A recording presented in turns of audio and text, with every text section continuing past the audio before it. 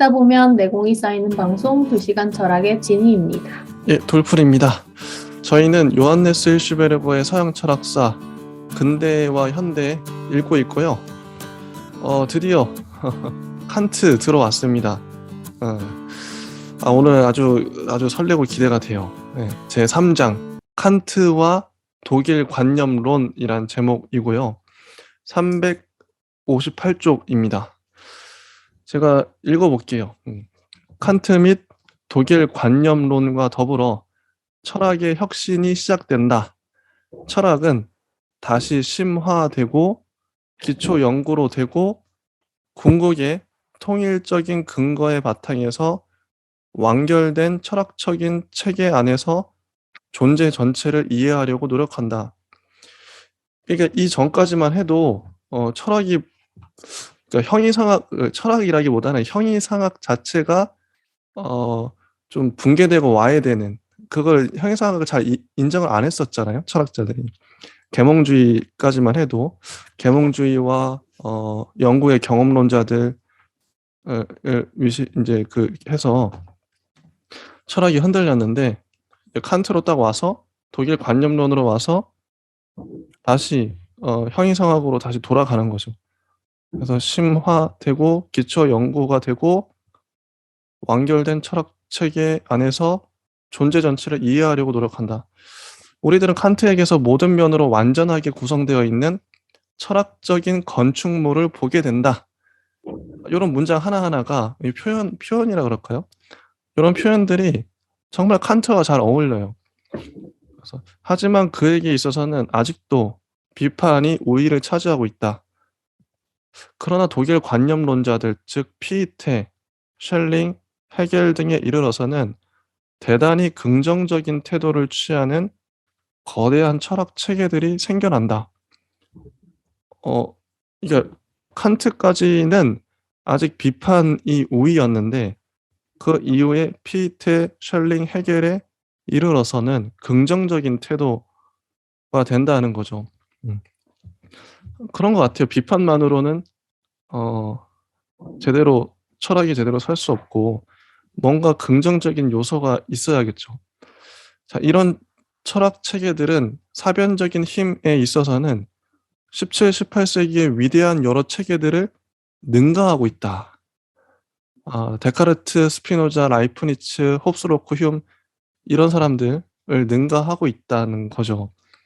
이 체계들은 사람들이 보통 독일 철학이라고 특징 짓는 것들을 근거 지운다. 그 특징이란 곧 전형적인 정신 철학, 추상적인 사변, 개념시에 이르기까지의 대담한 구성, 어려운 사고 과정과 잘 이해되지 않는 언어, 그럼에도 불구하고 언제나 높은 윤리적, 형이상학적인 이상주의를 밑바탕에 깔고 있는 철학적인 사고 등이다.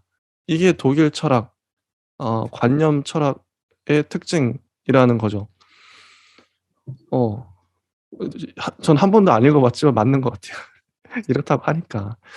따라서 이 시기는 헤라클레이토스와 플라톤에서 비롯해서 푸사누스와 라이프니츠를 거쳐 마침내는 17, 18세기의 학원 형이상학에 이르는 유럽의 위대한 형이상학의 전통에 연결된다.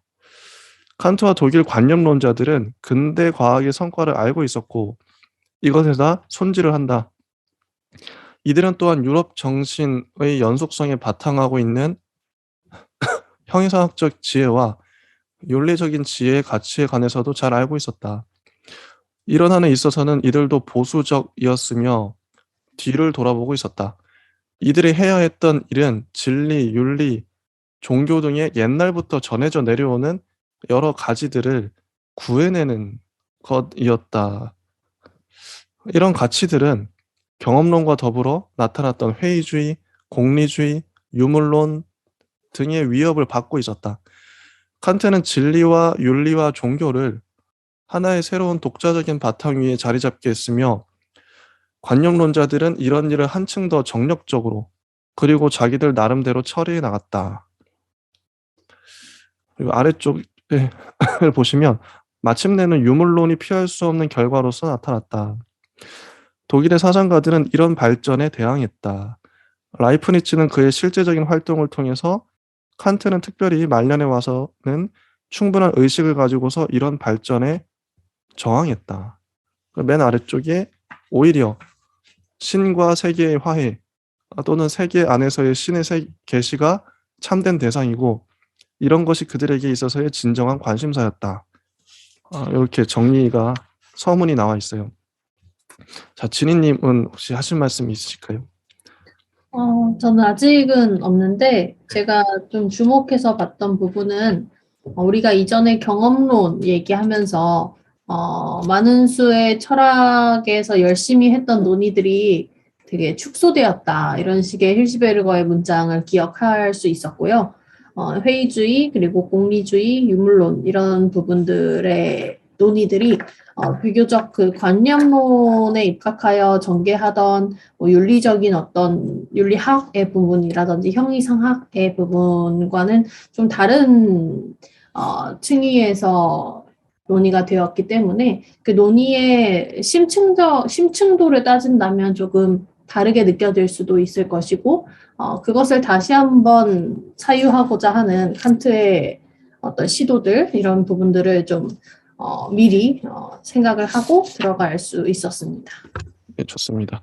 360쪽 보면 1번 칸트 비판적인 관념론이라는 부제가 붙어 있어요. 요거를 잠깐 맨 앞에 보시면 목차가 있는데요.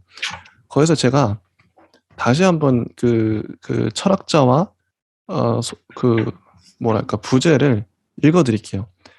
자, 합리론자들은 데카르트 근세 철학의 아버지, 스피노자 동일 철학, 라이프니츠 영원한 철학이라고 나와 있고요.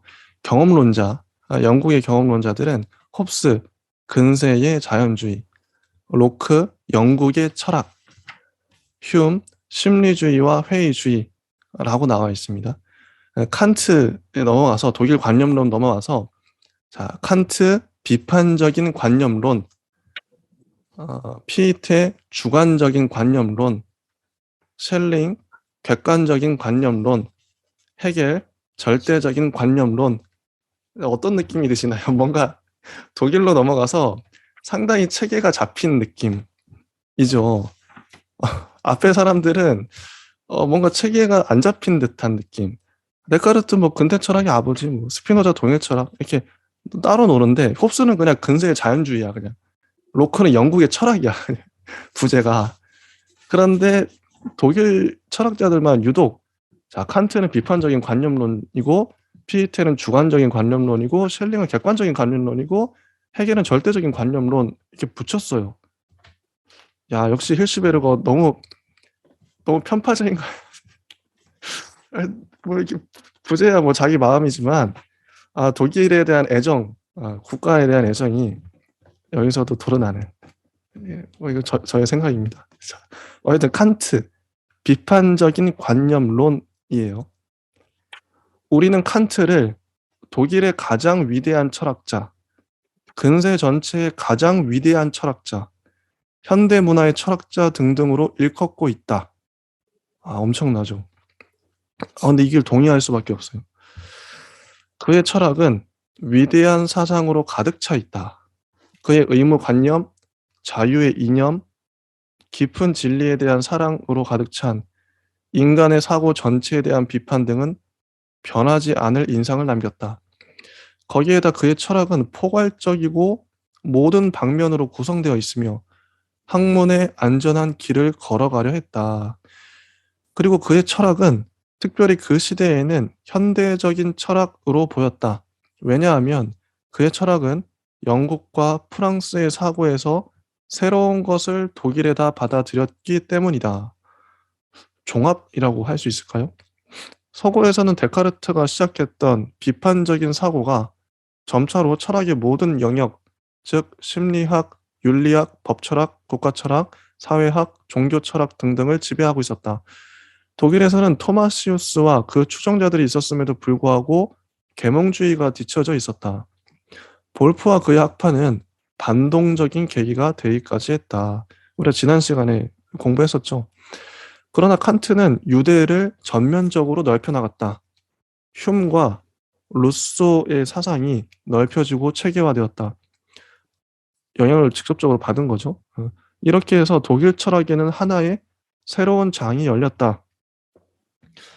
이때의 특징적인 것은 칸트는 지난날의 전통적인 경향과 동기, 즉 신, 영혼, 죽지 않음, 윤리적 세계, 예지계 등을 내동댕이 치지 않아 라이프니츠로부터 이어져 내려오는 독일 철학의 발전이 중단되기는 하지 않았다는 것이다.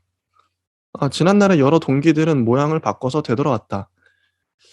그래서 칸트는 경험론과 연결되어 있었음에도 불구하고 우리는 그를 유럽의 형이상학의 위대한 대표자라고 헤아리지 않을 수 없으며, 따라서 경험론과 경험론적인 경향에 반대되는 사람이라고 보지 않을 수 없다. 칸트의 철학이 지니고 있는 이런 두 가지 얼굴과 관련되어 있는 것은 사람들이 비난을 하면서 지적하고 있는 바와 마찬가지로 칸트에게는 언제나 스콜라 철학적인 전통의 낡은 도식, 용어, 문제제기 등이 붙어 다닌다는 것이다. 다만 자기 자신의 이론이 이런 것에는 조금도 알맞지가 않고, 따라서 언제나 개념이 잘 들어맞지를 않을 뿐이다. 그런데 전체를 잘 생각해 보면 우리는 이런 것 안에서 커다란 지혜나 혹은 커다란 오해, 새로운 차원의 종합이나 인위적인 타협, 객관적인 물음이나 양심적인 자기주장 등을 발견해냈는지 모른다. 따라서 우리는 칸트를 이렇게 해석했다가 저렇게 해석했다가 하는지도 모른다. 그러나 그에게 있어서는 새로운 것과 낡은 것이 보기 드문 방법으로 잘 연결되어 있는 것이 사실이다. 잘 종합되어 있다. 짬뽕되어 있다. 이런 느낌 같아요. 자, 여기까지가 칸트에 대한 서론이었습니다. 서문. 진희님은 어떠셨나요? 음, 여기서는 제가 뭐라고 할 수 있는 바는 없는 것 같습니다. 그런데 이제 이 서론이 어떤 얘기를 하고자 하는지 각자 이해하는 바에 따라서 조금씩 달라질 것 같은데, 이 서론을 한 문장으로 정리한다면 어떤 내용이라고 받아들이셨어요? 저는 그냥 종합이라고 봐요. 종합. 그러니까 그 전에 합리론자들도 있었고요. 그다음에 경험론자들도 있었는데, 그리고 그 모든 것들을 이제 칸트가 받아들였죠. 받아들이고 흉과 루소 또 받아들이고, 누가 봤을 때는 이게 좀 뭐랄까 대립되는 것처럼 보이는 철학들도 다 받아들여서 자기 안에 잘 녹여내서 철학을 했구나. 그래서 칸트는 짬뽕 이게 뭐랄까 비빔밥 같은 느낌, 그렇게 생각을 했습니다. 저는. 음, 저는 종합이라는 말도 조금 완벽히 적확한 단어는 아닌 것 같고, 예. 칸트를 계속 서술하는 부분을 보면 형이상학을 복권시키려고도 했고, 그 형이상학과 완전한 단절을 이루고자 했던 합리론자들 역시도 비판했고요. 그리고 그 합리론의 대척에서 경험론을 말했던 경험론자들도 비판했죠. 근데 그것을 세 가지 주의를 모두 다 비판하는 방법이 있을까 저는 이렇게 생각을 해봤는데, 아마 새로운 질문을 만들어내는 방식이지 않았을까 싶고요. 그 새로운 질문은 이제 우리가 칸트를 읽어 나가면서 알게 될 텐데, 이제 다른 현대 철학에서 칸트를 바라보는 시선에서는 먼저 이야기를 하고 간다면 가능한가의 질문이 이제 시작되죠. 그래서 현대 그 가능한가의 질문이 이제 형이상학에서 얘기가 되면 형이상학이 있다 없다 무엇인가 뭐 이런 질문을 떠나서 형이상학이 어떻게 가능한가 가능하지 않는가 뭐 이런 얘기가 이제 시작이 될 것이고, 그것이 이제 우리 합리론자들과 경험주의자들에 대한 맥락까지 이제 좀 뻗칠 때 다른 맥락의 방향성이 생기겠구나 이런 정도의 저는 그런 감상이 있습니다. 그러니까 비판적인 관념론이니까요. 비판을 했다. 근데 실제로 이 칸트의 주저 제목도 순수 이성 비판, 실천 이성 비판 이런 거거든요. 비판을 했다. 맞는 것 같습니다. 362쪽 생애부터 다룰 텐데요. 임마누엘 칸트는 1724년 퀘니스베르크에서 한 마구상의 아들로 태어났다고 나와요. 마구상, 말에 말 관련된 어떤 걸 파는 그런 가게의 아들이었나 봐요. 그때 당시에 마구상이 어느 정도 위치인지 모르겠지만 어쨌든 상인의 아들이다.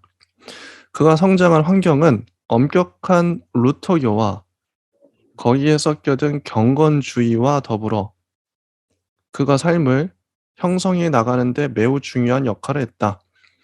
아까 경건주의도 지난 시간에 다뤘던 것 같은데 저희가 루터교, 루터 그 종교 개혁을 했죠. 그러나 칸트는 뒤에 와서는 특히 만년에 이르러서는 교회로부터 점점 멀어져 갔다.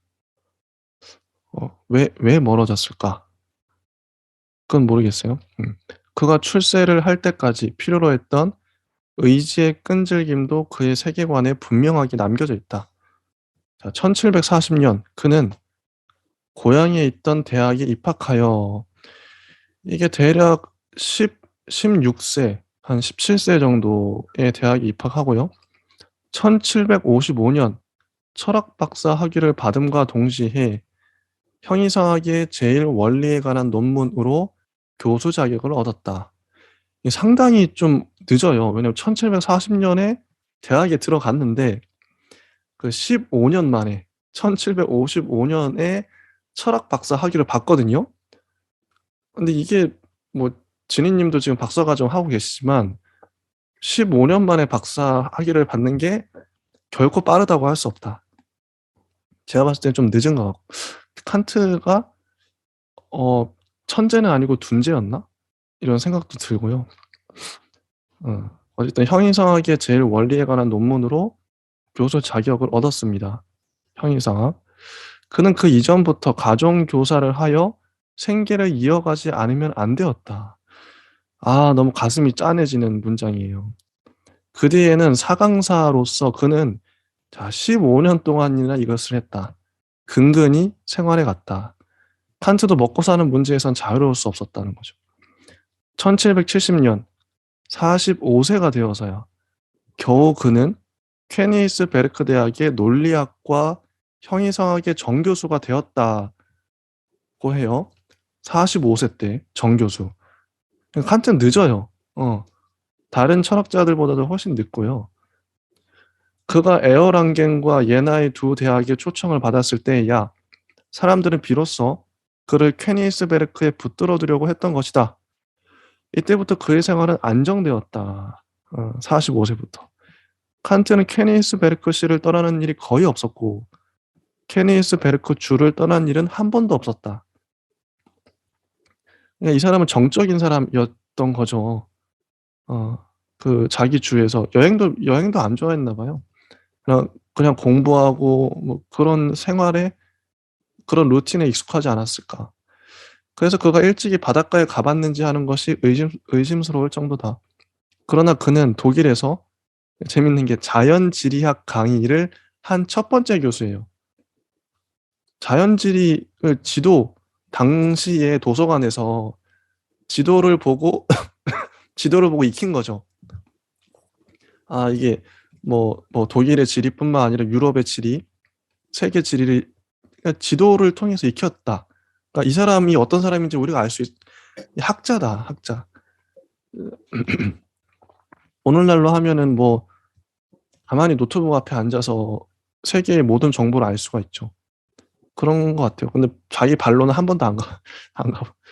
책으로만 알았다. 그는 근데 책으로 알았는데 이거 강의를 해요. 자연지리학 강의. 그는 자기의 지식을 광범위한 독서와 이 독서의 내용과 배경에 대한 날카로운 관찰력에서 얻어냈다. 독서를 정말 좋아했나 봅니다. 특히 자연지리학, 과학에 관심이 있었던 거 보면 역사적인 자료들을 비판적으로 연구하는 것은 그의 강점이 아니었다. 그는 직접적으로 주어지는 개념들에 의존했다. 자, 1781년 그의 순수 이성 비판이 출판된 이후 그럼 갑자기 유명해져요. 자, 이걸 따져보면 1724년에 태어났잖아요. 1781년이면 거의 57세, 거의 60이 다 돼서 자기의 주저, 순수 이성 비판을 낸 거예요. 너무 늦죠. 칸트는 정말 이게 신중한 건지 신중한 것 같아요.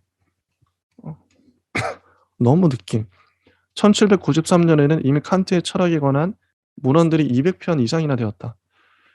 그의 철학은 거의 유행처럼 되었다. 1790년에는 칸트의 저서들이 기부인들의 안방에도 스며들었고 이발사들이 그의 용어를 사용한다는 기록까지 나왔다. 그렇다고 저항이 없었던 것은 아니다. 프리드리히 비렐름 2세는 1794년 내각 명령으로 그의 종교 철학을 비난했다. 헤센주에서는 칸트의 학설을 공개적으로 강의하는 것을 금지시켰다. 그래서 뭐 이런 사례들이 나와요. 그러나 이런 일은 위대한 사람들의 삶의 길을 방해하는 버릇이 붙어있는 무지스러운 방해꾼들의 농간에 지나지 않았다. 칸트의 지위는 확립되어 나갔다. 1804년 이 철학자가 죽었을 때 그는 그를 인류의 제1급 사상가들에 끼워 넣을 그런 저작을 남겼다. 자, 1724년에서 1804년까지 사셨는데 그럼 한 80세 정도 사셨어요. 그리고 자기의 주저를 한 57세 정도 내셨다. 여기서 잠깐 제가 램프레이트의 서양 철학사를 가져왔어요. 제가 웬만해선 다른 책 안 가져오는데 그때 그 공부했던 게 기억이 나서 램프레이트는 칸트의 그 생애를 어떻게 기술하냐면요. 이런 문장이 나옵니다. 자, 1770년에 논리학과 형이상학의 교수가 되었다. 그는 철학뿐만 아니라 물리학도 연구하였으며 그의 초기 저술에는 천체들에 관한 이론, 이게 1755년이고요. 바람에 관한 이론, 1756년이 있다. 이 두 저서를 낸 후 25년 동안은 25년이에요. 자, 천체들에 관한 이론, 이거 별자리 이런 거겠죠? 아니면 뭐 해의 운동, 달의 운동 이런 거. 천체들의 이론을 1755년 내고 바람에 관한 이론을 1756년에 내요. 그리고 25년 동안 이렇다 할 저술을 내놓지 않고 이따금 논문을 발표했을 따름이다. 그 25년 동안 칸트는 뭐 한 거냐? 그는 그 자신의 독창적 철학을 깊은 생각으로 꾸미고 있었다. 그 10년 동안의 다음에 5가지 위대한 저서를 세상에 내놓았다. 순수 이성 비판, 장래의 모든 형이상학의 프롤레고메나, 도덕 철학의 근본 원리, 실천 이성 비판, 판단력 비판, 이게 10년 동안 쏟아내요. 그러니까 제가 봤을 때는 이거 칸트는 25년 동안 자기 철학을 가다듬고요. 그거를 하나씩 발표한 것 같아요. 25년 동안 정리하고 이걸 이제 성과를 발표한 거죠. 거의 60세가 다 돼서, 죽을 때가 다 돼서 하나씩 냅니다. 아, 칸트는 이런 사람이에요. 이게 이제 생애에 대한 칸트의 얘기였고요. 혹시 지니님은 칸트 생애에 대해서 혹시 하실 말씀이 있으실까요?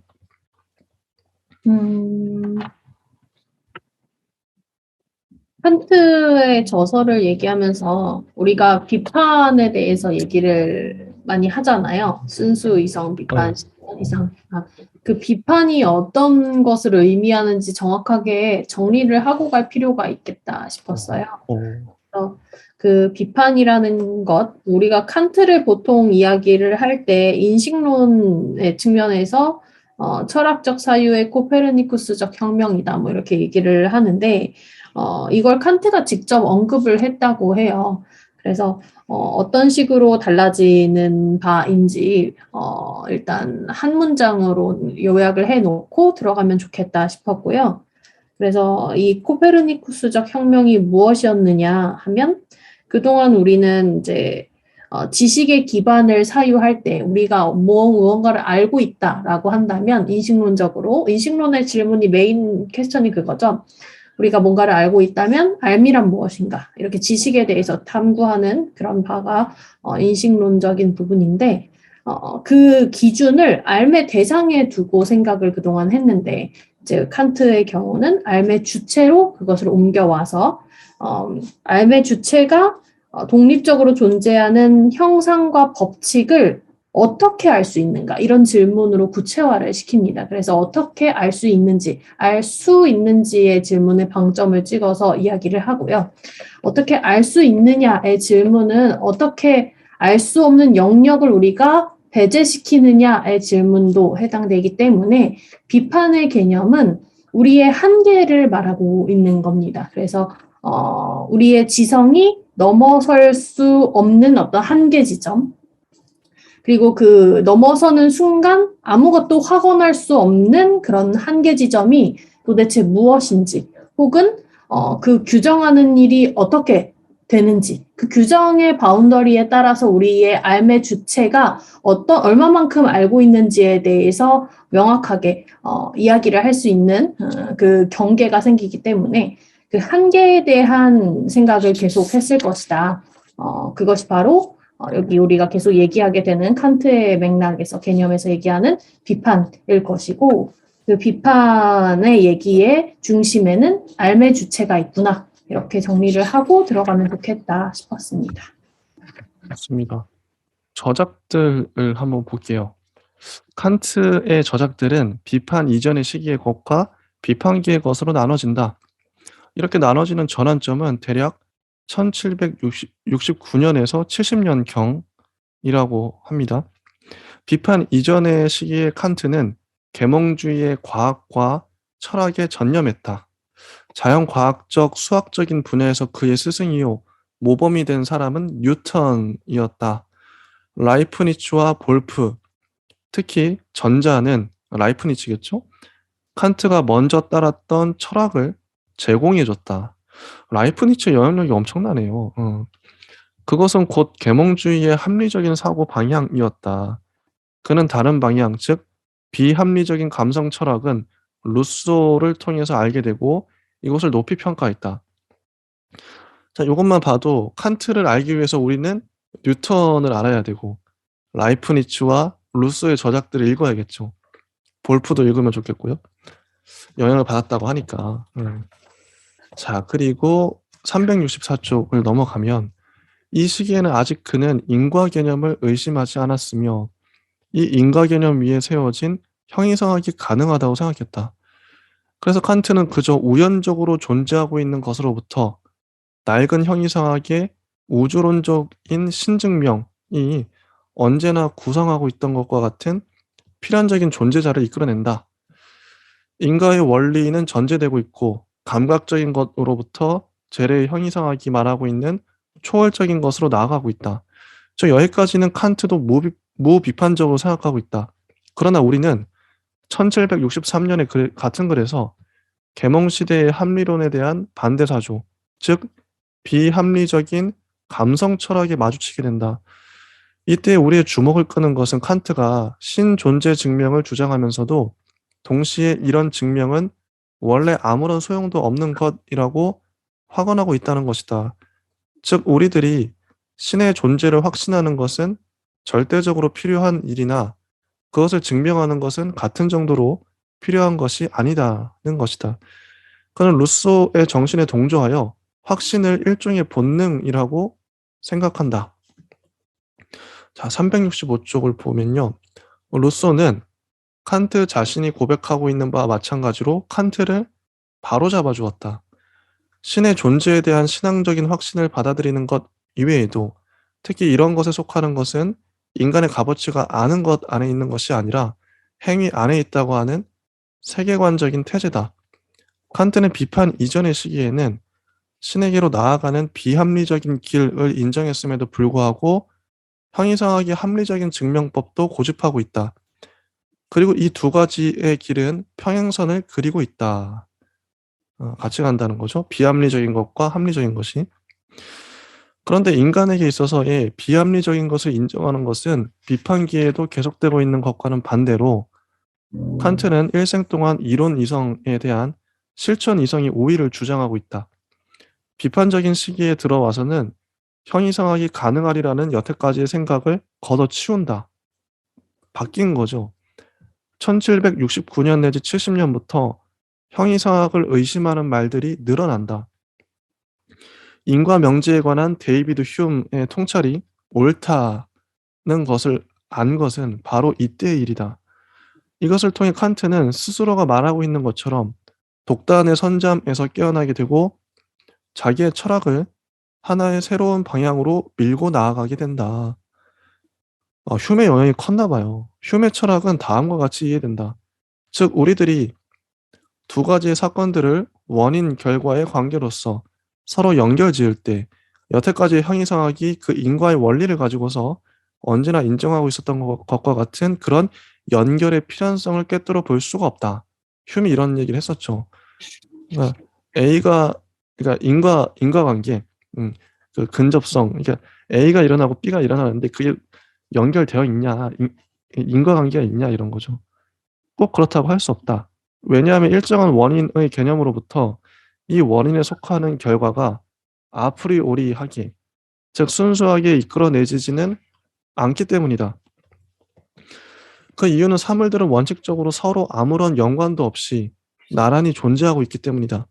휴미 이런 주장을 했죠. 사물들은 관련이 없다. 그리고 경험적으로도 그 어떤 유대가 확인될 수도 없다. 우리는 그저 나란히 있는 것들만 보고 있을 뿐이라는 것이다. 따라서 낡은 형이상학이 모든 것들은 원인을 가지고 있지 않으면 안 된다고 하는 필연성에 관한 말을 하고 또 이런 생각의 바탕에서 제일 원인, 즉 신을 받아들인다면 그것은 착각이다. 이걸 칸트도 받아들였겠죠, 이런 생각을. 그래서 칸트는 휴메의 의문을 한층 더 확대시켜 나가지 않으면 안 된다고 생각한다. 그러니까 화두를 받아서 더 밀어붙인 거죠, 칸트가. 우리는 인과관계 이외에도 여러 가지 개념의 결합들을 가지고 있다. 우리들이 그것에 관해 생각을 하고 있는 모든 대상들에 있어서 우리는 여러 가지 표상들을 하나로 결합시킨다. 여기서 우리는 다음과 같이 생각할 수도 있다. 우리들은 직접적인 지각으로 사물들 자체의 연관, 그 유대를 보고 있는가? 혹은 우리들은 그 결합, 그 연관을 연역해낼 수 있는가? 하고 말이다. 만약에 그렇지 않다면 이런 결합은 어떻게 해서 생긴 것일까? 보다 더 보편적으로 말하자면 개념, 판단, 법칙 등에서 여러 대상들에 관한 표상들이 결합되는 한 이렇게 되도록 하는 경험과 학문은 무엇에 바탕하고 있단 말인가? 이에 칸트는 마르쿠스 헤르츠에게 보낸 편지에다 무엇이 우리의 표상들에게 대상에 관계 짓는 것을 주는가라고 쓰고 있다. 그것은 곧 비판적인 문제라는 것이다. 맨 아랫줄 보면요. 칸트는 이런 과제를 그의 주저 순수 이성 비판에 받아들이고 있는데 이 순수 이성 비판은 1781년에 초판이 나왔고 1787년에는 제2판이 나왔다. 이 책의 제목이 말해주고 있는 바와 같이 칸트는 이제 비판적인 칸트로 되고 인간의 이성의 기초와 한계를 확실히 하려는 철학자로 되었는데 그는 끝까지 이런 태도를 지켰다. 칸트는 자기의 노선을 계속해서 추구해 나갔다. 순수 이성 비판은 인간의 정신에 관한 이론적인 측면을 다루고 있다. 그러나 우리들은 인식과 나란히 욕망과 행위도 가지고 있다. 칸트는 이런 것을 실천 이성 비판에서 다룬다. 1788년에 나왔고요. 그러니까 1781년에 순수 이성 비판이 나왔으니까 좀 됐네요. 이 책은 윤리학에 관한 칸트의 주저다. 칸트의 세 번째 비판은 인간의 감성적인 판단작용의 근본 문제를 다룬다. 이 세 번째 비판의 제목은 판단력 비판인데 1790년 칸트의 미학과 비판적인 목적론을 내용으로 삼고 있다. 다른 여러 가지 저작들 중에서 특별히 말해둬야 할 것은 미래의 모든 형이상학 에로의 입문인데 이 책은 순수이성 비판에 뒤따르는 것으로서 똑같은 문제를 이해하기 쉽게 표현하려고 한 것이다. 자, 실천 이성 비판보다 먼저 쓰여진 도덕 형이상학의 기초 지음, 또 일종의 입문서적이다. 오늘날의 보다 새로운 연구가 밝혀내고 있는 바와 마찬가지로 칸트는 1785년에 자기의 윤리학의 근본 사상을 이미 20년 전부터 구성하고 있었다. 이것을 보다 정확하게 파악하고 기초지는 데는 또 20년이나 더 걸렸다. 대단하죠. 자기 평생을 바쳐서 20년 엄청나죠.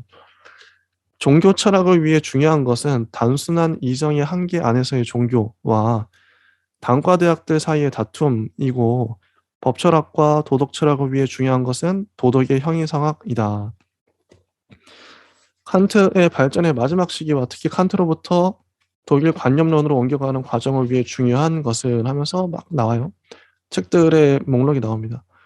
뭐 감각적인 세계와 초감각적인 세계의 형식과 원리들에 관하여, 자연신학과 도덕의 여러 원리들의 명확성에 관하여, 세계사적인 안목으로 본 보편적 역사에 관한 구상, 인간 역사의 억측적인 기원, 이론에 있어서의 올바르나 실천에 있어서는 쓸모가 없다고 하는 소견에 관하여 영구평화론 등의 글들이 있다.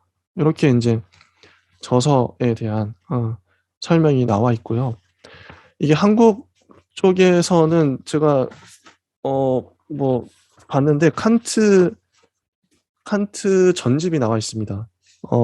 아카넷에서 나온 대우고전 총서라고 칸트 전집이 있어요. 요거를 검색해 보시면 꽤 한 20권 넘게 나와 있을 겁니다. 칸트 전집이. 저도 뭐 이 3대 주죠. 순수이성 비판, 실천력 비판, 판단력 비판은 이미 사놨고요. 다른 책들도 뭐 기회가 되고 하면 사볼 생각입니다. 네, 진희님은 이 저술에 대해서 혹시 하실 말씀이 있으실까요?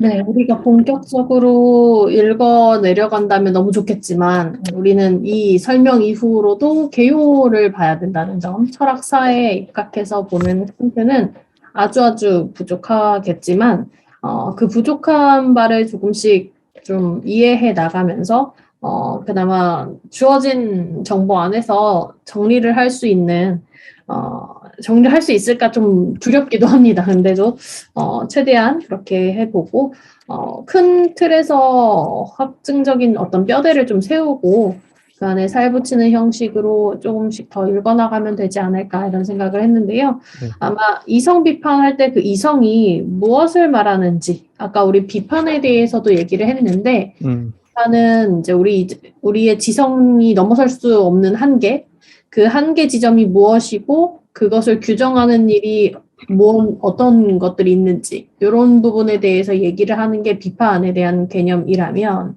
이제 칸트가 이성이라고 부르는 그 개념은 또 무엇인지 이런 것들을 정리할 필요가 있다고 느꼈어요. 왜냐하면 이 저서들이 하나의 흐름을 가지고 있는데요. 칸트가 이성이라고 부르는 개념은 사실 그 감각적인 어떤 경험의 한계를 넘어서서 우리가 어떤 문제를 확언하려고 확증적으로 얘기를 하려고 하는 어떤 욕망이 있을 수 있는데 그런 거죠. 우리가 경험론에 따르면 보고 듣고 먹어보고 그래야만 하나의 관념으로 형성이 되는 감각을 거쳐서 단순 관념에서 복합 관념으로 형성이 되는 그런 것으로 이해를 했었는데 이제 칸트에 따르면 이성을 좀 다른 방식으로 얘기를 하는 거죠. 감각 경험의 한계 너머에 뭔가가 있는데 그 뭔가에 대한 문제를 우리가 어떤 방식으로든 말로써 설명을 하려고 하는 경향이 이성이라고 얘기를 하고 있고요. 그 이성의 최고조에 다다른 그런 영역, 이성들끼리 싸우고자 하는 영역이 바로 형이상학이라고 얘기를 하고 있어요. 그래서 그 형이상학은 사실상 우리가 경험을 할 수 없는 것이기 때문에 이성의 여기 말 그대로 칸트가 사용하는 그 이성 개념의 최고조에 다다른 그 정신들끼리의 싸움이고 정신 개념들끼리의 싸움이죠. 그래서 그 관념주의에 대한 논박이라든지 형이상학에 대한 복권 이런 내용들이 선행돼서 나오는 이유가 우리 칸트의 주3저를 이해하기 위해서 먼저 알아야 될 흐름이지 않을까 생각을 했고요.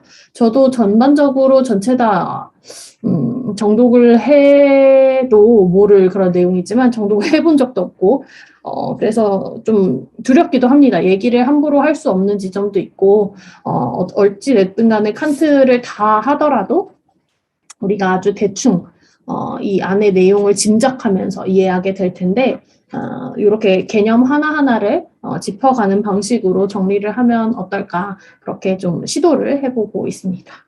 네, 제가 또 오늘 아까 램프레이트의 그 글도 제가 잠깐 읽어드렸는데요. 또 준비한 게 있어요. 아카넷에서 나온 순수이성 비판 1권. 1권에 이런 글이 있습니다. 그 순수이성 비판 해제가 달려 있어요. 이 해제는 아마 백종현 씨가 쓰셨겠죠. 이거 옹기니인.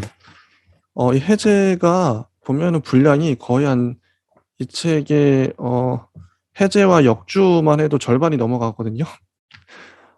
절반이 뭐야? 하여튼 해제 잘못 봤구나. 해제가 거의 한 4분의 1 정도 되네요. 그만큼 길다는 건데 해제에서 칸트의 철학 과제라고 해서 1번의 내용이 대략 한 3장 정도로 정리가 되어 있어요. 요걸 제가 한번 읽으면 어떨까. 그래서 순수이성 비판 해제의 칸트의 철학 과제를 백종현 씨가 쓰신 거를 제가 한번 읽어보겠습니다. 아마 도움이 될 것 같은데요. 칸트의 철학 과제. 자신이 아직 계몽된 시대는 아니지만 계몽의 시대에 살고 있다고 파악한 칸트는 계몽이란 사람이 자기 탓인 미성숙으로부터 벗어남이다 라고 규정한다. 미성숙이란 타자의 지도 없이는 자신의 지성을 사용하지 못하는 무능력이다. 그리고 그 무능력의 원인이 지성의 결여에 있는 것이 아니라 타자의 지도 없이 자신의 지성을 사용하고자 하는 결단과 용기의 결여에 있다면 그 무능력은 자기 탓이다. 그러므로 계몽의 표어는 여기 한문이 갑자기 나와요. 한문이 갑자기 나오는데 옆에 한글이 안 달려 있어요. 그러니까 뭐뭐히 분별하라 이렇게 나와 있는데 분별은 뭔 말인지 알겠는데 아무튼 뭐뭐하게 분별하라. 너 자신의 지성을 사용할 용기를 가지라 이다. 그래서 칸트는 이 계몽을 위해서는 다름 아닌 자유가 그것도 모든 문제에서 자신의 이성을 공명하게 사용하는 자유가 필요하다고 본다. 칸트의 비판 철학은 이 같은 칸트의 자기 시대의 정신, 자기 시대의 과제에 대한 반성으로부터 나온 철학적 작업의 결실이다. 사실 그의 비판 철학 전체는 그 자체로 계몽 철학이다. 우리 지난 시간에 했었죠. 계몽 철학. 코페르니쿠스, 갈릴레이, 뉴턴이 과학에서, 로크, 루소, 볼테르가 정치 사회 이론에서 계몽 정신을 시연했다면 칸트는 무엇보다도 철학의 본령인 형이상학에서 그것을 시현했다. 무지몽매함을 일깨워 밝은 빛으로 이끌겠다는 계몽주의는 모든 진리, 모든 권위의 본부를 신적 이성, 기독교의 성직자에 둔 상황을 무지몽매하다고 전제하고 있는 것이다. 자, 이게 무지몽매하다는 거죠. 기존의 권위, 그 기독교, 성직자 이런 거죠. 이게 무지몽매하다. 이런 상황이. 그리고 그에 대치될 밝은 빛은 다름 아닌 인간의 보편적 지성 내지 이성이다. 신적 이성으로부터 설명되던 세상의 온갖 이치를 이게 중세였죠. 인간의 이성에 의해 밝혀보겠다. 이거 근대죠. 이것이 아니 세상의 온갖 이치의 본부는 다름 아닌 인간 자신의 이성이라는 것이 계몽주의의 주장이다. 이 같은 계몽주의가 형이상학의 영역에서는 칸트에 와서 정점에 이른다. 칸트의 철학은 계몽 철학의 정점에 서 있다. 그러나 정점은 오르막의 끝이자 내리막의 시작이다. 계몽 철학으로서 칸트의 철학은 모든 진리의 본부를 인간 이성에 두지만 그 이성은 자기 비판을 통하여 한계를 자각한 이성이다. 계몽의 시대는 진정한 비판의 시대요. 모든 것은 비판에 붙여져야 한다. 이성은 오직 그의 자유롭고 공명한 검토를 견뎌낼 수 있는 것에 대해서만 꾸밈없는 존경을 허용한다. 이것이 진실일진데 이성은 응당 자기 자신부터 비판할 일이다. 이성이 자기 자신의 능력에 대한 선행적 비판이 없이 하는 일은 무엇이나 그 자체가 교조적임을 면할 수 없는 것이니 말이다. 이에 칸트의 계몽 철학은 이성 비판에서부터 발걸음을 내딛는다. 그래서 이성 비판인 거죠. 좀 읽으면서 이해가 가네. 글이 쉬워요. 읽어보면 뭔 말인지 알겠어요. 순수한 개념 체계인 철학의 문제와 관련해서 비판의 대상이 되는 이성은 오로지 순수한 이성이다. 이성적 요소 외에는 아무것도 포함하고 있지 않은 그 자체로서의 이성 말이다. 그래서 칸트의 첫 작업은 순수 이성 비판이다. 그것은 순수 이성의 원천과 한계를 분별하는 일로 이로써 이성은 이성에 대해 이성이 하는 업무들 중에서도 가장 어려운 것인 자기 인식의 일에 새로이 착수하고 하나의 법정을 설치하여 정당한 주장을 펴는 이성은 보호하고 반면에 근거 없는 모든 월권에 대해서는 강권적 명령에 의해서가 아니라 이성의 영구 불변적인 법칙에 의거해 거절할 수 있을 것을 요구하는 것이다. 법정을 들여왔네요. 이제 이 순수 이성 비판이라는 법정의 심판대에 이성 자신과 더불어 첫 번째로 세워지는 피고가 다름 아니라 이른바 순수한 이성의 이론적 체계인 형이상학이다. 이성의 그 법정에 순수한 이성의 이론적 체계인 형이상학을 피고로 세웠네요. 형이상학이 과연 엄밀한 이성 인식의 체계인지를 변별하는 이 작업이야말로 이제는 더 이상 사이비 지식에 자신을 내맡기지는 않으려는 시대의 성숙한 판단력에서 비롯한 것으로 이것은 철학적 문제 영역에 있어서의 계몽주의 첫째 과제이자 또한 칸트 비판 철학의 근본 과제이다. 칸트의 이성 비판은 이성의 자기 분간이고 그러므로 그것은 이성의 자기 분열이다. 당시의 계몽주의 정신에 알맞게 칸트는 인간 사회에서 논의되는 모든 것을 심판대에 세웠고 그 심판관은 이성이었다. 그러나 인간 사회에서 논의되는 모든 것은 바로 인간 이성 자신의 산물인 까닭에 그 심판은 이성 자신의 자기 심판이었다. 이 분간과 심판의 결과가 이성의 활동 방식과 영역에 따른 철학의 분류에도 그대로 반영되었다. 순수 이성 인식의 체계로서 철학은 크게 이성의 자기 원리를 탐구하는 형식 논리학과 이성에 의한 초감성적 대상에 대한 탐구로서의 형이상학으로 나뉘고 이 형이상학은 다시 자연, 곧 존재하는 것에 대한 형이상학과 자유, 곧 당위적인 것에 대한 형이상학으로 나뉘며 존재하는 것에 대한 형이상학은 다시금 존재 일반의 의미를 묻는 일반 형이상학, 곧 존재론과 특수한 형이상학적인 것들의 정체를 묻는 영혼론, 우주론, 신학 등으로 나뉜다. 그렇군요. 이런 토대적 연구를 수행하는 근본학인 철학의 기초 위에 여러 분과학들이 특정의 연구 영역을 할당받아 갖는다. 이것은 자기 반성을 거친 이성이 스스로 분수를 알아 정한 이를테면 분업의 형태이다. 이것은 몽테스큐에가 정치 영역에서 이상적 형태로 본 권력 분립에 애덤 스미스가 산업 생산에서 효율적이라고 파악한 분업의 형태에 상응한다. 그러나 분업의 장점은 협업의 체계가 뒷받침되었을 때야 비로소 제대로 발휘될 수 있는 법이다. 이성이 가진 여러 기능의 성격상 그리고 탐구해야 할 대상의 성격상 분업할 수밖에 없는 이성의 모습을 그려낸 칸트는 그러나 그 분업적인 작업을 연결시키는 이성의 또 다른 매개 기능을 찾는 데 부심하였다. 그 대표적인 것이 형식 논리학과 형이상학을 분간해 놓은 후에 다시 초월 논리학을 세워 이성의 논리적 기능과 존재자의 존재에 대한 이성의 탐구 기능을 하나로 묶은 것이다. 더 나아가 그는 또한 존재에 대한 이론적 작업과 목적을 향한 실천적 활동을 구분한 연후에 존재 안에서 목적을 보는 이성의 반성적 기능을 끌어들여 그의 이성 비판의 3단계를 완료하고자 했다. 그것은 이성의 분업적 활동이 체계적 통일성을 동시에 가지고 있음을 지시한다. 자연을 인식하는 이론적 이성 기능, 자연 안에서 살면서 자유롭게 행위하는 실천 이성의 기능, 자연 안에서 자유롭게 행위하면서도 자연의 이법에 부합하는 자신을 발견하는 반성적 판단력의 원리와 활동의 한계를 구명한 그의 삶비판서는 다름 아닌 칸트 비판적 형이상학의 전모를 담고 있다. 아, 이거 좋다, 설명이. 개인의 성장 과정에서도 사춘기에 이르러 사람들이 가장 진지하게 묻는 것이 나란 무엇인가? 도대체 인간이란 무엇인가?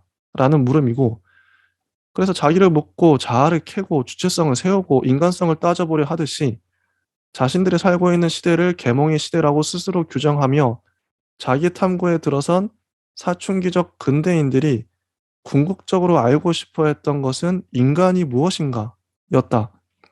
이런 근대인 가운데 대표적인 한 사람인 칸트도 이 물음에 답하기 위한 이성의 전체 관심을 쫓아 1. 나는 무엇을 알 수 있는가? 2. 나는 무엇을 행해야만 하는가? 3. 나는 무엇을 희망해도 좋은가를 물었고 이에 대한 답변이 칸트의 새로운 형이상학이다. 자, 다시 세 가지 질문 나오죠. 나는 무엇을 알 수 있는가? 나는 무엇을 행해야만 하는가? 나는 무엇을 희망해도 좋은가? 이게 칸트의 질문이었어요. 세 가지. 칸트가 인간을 무엇으로 파악했는가는 이성에 대한 삶비판서를 통해 드러난 그의 비판적 형이상학에서 볼 수 있다. 이성의 이론적 작업의 대상으로서 자연은 인간 이성에 의해 규정받으며 이때 자연은 객체이고 인간은 주체이다. 자연에서 태어나서 행위하는 인간에게 자연은 인간의 본성을 결정하며 따라서 인간은 자연의 법칙에 종속한다.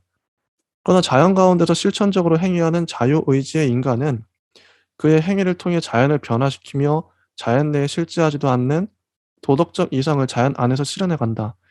그러나 반성하는 이성은 이성의 이런 지향적 노력 자체가 자연의 한 목적성임을 발견한다. 자연을 지향적으로 규정하는 초월적 주관으로서 인간은 그가 인식한 것이 곧 존재하는 것이며 존재하는 것이 곧 존재하는 것은 다름 아닌 그의 인식 내용임을 알아챈다. 자연의 주체로서 인간은 그의 의지 행위를 통해 자연, 곧 존재를 비로소 현실화하며 반성적인 판단자로서 인간은 이와 같은 행위가 자연의 섭리임을 깨우친다. 이 같은 칸트의 발언은 형이상학이 더 이상 존재의 학, 사실의 학이 아니라 이념의 학임을 천명한 것으로 신적 이성에게나 어울릴 무한한 존재, 인식의 세계를 인간의 세계에서 배제하는 대신 유한한 자연, 존재의 세계와 무한한 이념, 희망의 세계를 인간 이성에게 적합한 세계로 규정한 것이다. 칸트의 이러한 비판적 형이상학 체계가 그의 이성 비판의 결실이며 이 결실은 당초의 순수사변 이성 비판의 묘목이 자라서 맺은 것이다. 칸트의 비판적 형이상학은 인간의 이론 이성의 자기 한계 규정의 산물로서 그것은 종래 이성의 이름으로 거대한 체계를 구축했던 참월한, 참월한이라는 뜻이 처음 보는데 참월한 재래 형이상학을 초월적 변증학이라는 이름 아래서 폐기함으로써 얻은 자기 분수를 아는 새로운 형이상학이다. 이 같은 해체와 재건을 위한 작업 과정이 칸트의 대표 저술 순수이성 비판의 순수화 구조를 이룬다. 여기까지가 너무 근데 글이 너무 좋아요.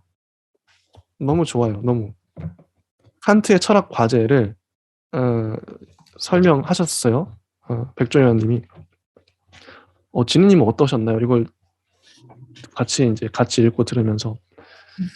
아직 글을 안 봐서 잘 네. 정확하게 와닿지 않는 부분도 많았는데요. 네. 일단 우리가 삼비판서라고 하는 그 비판서의 목적이나 쓰여진 개념 이런 것들을 정리하기 위해서는 꼭 개념서나 서론을 잘 볼 필요가 있을 것 같고요. 맞아요. 네, 코페르니쿠스적 혁명이라는 말 자체를 칸트가 직접 제시했다는 점에서 그 자신의 인식론이 어떤 방향으로 나아가기를 원했다는 설계 자체를 하고 있는 이론가이기 때문에 이런 서론들이 더 중요하겠다 이런 생각을 했고, 네. 좀 정리하자면 어떤 내용을 말하고자 했는지 그 방금 읽으신 서문을 통해서 말씀해 주실 수 있을까요? 우리 세 개 저서 저도 잘 정리가 안 돼가지고 그냥 읽다 보니까 좋아가지고 한번 쫙 읽어봤어요. 저도 뭐가 정리가 됐다기보다는 그냥 그러니까 이게 좀 교차 검증하는 것 같은 느낌으로 물론 히르시베르거의 서술도 좋지만 다른 책도 한번 읽어보고 싶었습니다. 그게 다예요. 아마 우리가 봐야 될 세 개의 저서 계속 언급이 될 것 같은데, 첫 번째는 순수이성 비판이겠죠. 이게 이제 어떤 배경에서 쓰여졌는지 이런 것들 계속 얘기가 나오겠지만, 코페르니쿠스적 혁명, 즉 우리가 뭔가를 알고 인식하기 위해서는 원래는 대상을 중심으로 뒀었는데 이제 주체를, 여기 이제 칸트의 얘기를 읽다 보면 주체 자리를 활성화하다 이런 말이 계속 반복이 될 거예요. 그래서 인식에 대한 부분을 그렇게 보기로 이제 작정을 하고, 순수 이성 비판, 우리가 즉 순수 형식 자체를 제시를 하면서 그 순수 이성 비판 자체를 논하고자 하는데, 그 논의 중심에 놓이는 개념이 바로 시간과 공간입니다. 순수 이성 비판에 대체 무슨 내용이 나오는 건가요? 이러면 이제 칸트의 시간 개념과 공간 개념이 나오는 그런 책이구나 생각하시면 되고요. 시간과 공간을 통해서 우리가 무엇을 인식한다는 뜻이죠. 야, 우리 언제 몇 시에 약속 잡자 그러면 약속이라는 개념은 사실 되게 관념적인 것인데 7시에 어디 앞에서 만나? 이렇게 구체적으로 얘기했을 때 뭔가가 구체화된다는 것, 그리고 우리 머릿속에 그려진다는 것, 이런 것들을 예시로 들 수 있는 그런 내용들이 처음 이제 우리 순수 이성 비판 얘기가 나오면서 시작되지 않을까. 그리고 순수 이성 비판 다음에 논의가 되는 게 이제 실천 이성 비판이죠. 네. 그래서 실천 이성 비판 같은 경우는 칸트의 윤리학에 대해서 얘기를 하고 있고, 윤리학이라고 한다면 우리가 어떤 행동이 선한 것이고 타인에게는 아니면 나에게는 어떤 행동이 쾌감으로 연결이 되는지, 그 어떤 것이 선인지 악인지 이런 내용이 이제 실천 이성 비판과 관련된 내용일 것입니다. 그게 전부는 아니겠지만 순수 이성 비판, 실천 이성 비판, 그 다음에는 판단력 비판이 있겠죠. 아마 우리가 쭉 봐야겠지만 제목만으로 유추한 그런 내용으로 끝나지는 않을 거예요. 그래서 판단력 비판으로 마무리가 될 텐데 그게 이제 칸트 초기의 저서와 그 말기의 저서의 차이점이라든지 아니면 힐시베르거가 잘하는 칸트가 이제 경험론과 합리론자들의 어떤 종합이라든지 각각의 비판 이런 것들을 하고자 했기 때문에 그런 맥락에서의 비교 이런 것들이 나오기를 좀 기대하고 다음 시간부터 좀 꼼꼼하게 읽어나가면 되지 않을까 싶습니다. 네, 좋습니다. 이제 오늘은 칸트에 대한 서론이었어요. 생애와 저작들을 보면서 칸트에 대해서 좀 전반적으로 좀 그림을 그려보고자 했는데요. 다음 주부터 본격적으로 순수 이성 비판에 대해서 들어갑니다. 재밌을 것 같아요. 힐시베르거는 칸트를 어떻게 해석하고 있는지 상당히 궁금합니다. 자, 일단 혹시 진희님 더 하실 말씀 있으실까요? 네, 없습니다. 네, 요 정도로 하고요. 다음 주에 저희는 칸트의 주저 순수 이성 비판을 읽고 이게 순수 이성 비판에 대한 해석을 읽고 찾아오도록 하겠습니다. 예, 감사합니다. 감사합니다.